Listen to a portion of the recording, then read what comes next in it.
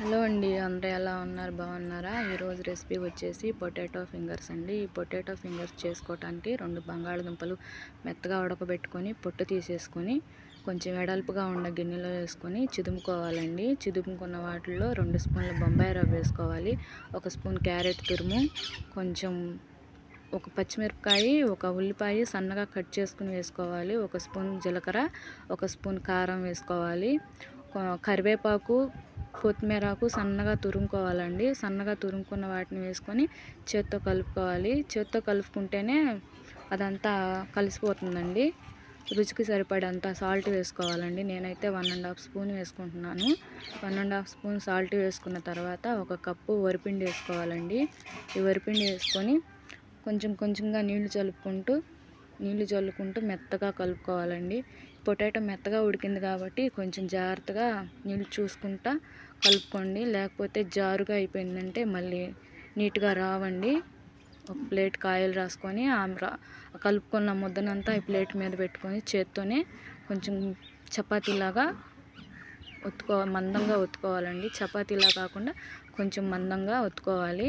ఇలా నీట్గా ఒత్తుకున్న తర్వాత క్రాకులు ఏం లేకుండా నున్నగా చేసుకోవాలండి. క్రాకులు ఉంటే ఆయిల్లో వేసినప్పుడు విడిపోతుంది, అందుకని నున్నగా ఒత్తుకోవాలి. ఒత్తుకున్న దాన్ని చాకుతో కట్ చేసుకోవాలి.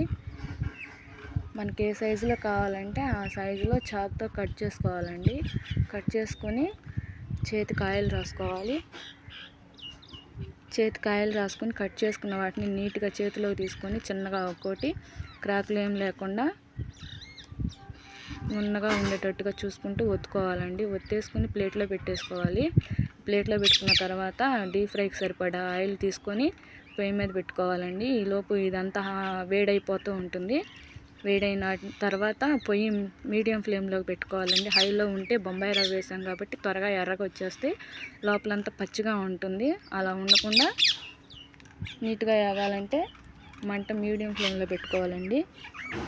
మంట మీడియం ఫ్లేమ్లో పెట్టుకొని ఎర్రగా ఫ్రై చేసుకోవాలి. లోపలంతా గుల్లగుల్లగా బాగా నీట్గా వస్తాయండి మీడియం ఫ్లేమ్లో వేగితే.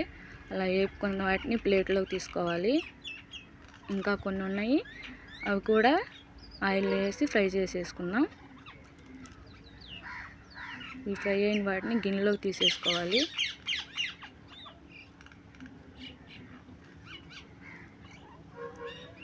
నేను ఒక చేత్తో ఫోన్ పట్టుకొని ఒక చేత్తో తీస్తున్నాను కాబట్టి చిన్నగా తీయాల్సి వస్తుందండి. కొంచెం పెద్ద గరిటె తీసుకొని మొత్తం అన్నీ ఒకసారి తీసేసుకోవచ్చు. ఈ మిగిలిన వాటిని కూడా వేసుకొని ఎర్రగా ఫ్రై చేసుకుందామండి. మీడియం ఫ్లేమ్లోనే ఫ్రై చేసుకోవాలండి. ఎందుకంటే ఇన్నిసార్లు చెప్తున్నానంటే మంట హైలో పెట్టుకుంటే త్వరగా ఫ్రై అయిపోతాయి, కానీ లోపలంతా పచ్చిగా ఉంటుంది, అది గుల్లగా కూడా రాదండి. ఇలా ఫ్రై అయిన వాటిని ప్లేట్లోకి తీసుకొని టమాటో చట్నీ చేసుకున్నామండి. సాస్తో అయితే మా పిల్లలు అంత ఇష్టంగా తినరు కాబట్టి నేను టమాటో చట్నీ చేశానండి. టమాటో చట్నీతో తింటే చాలా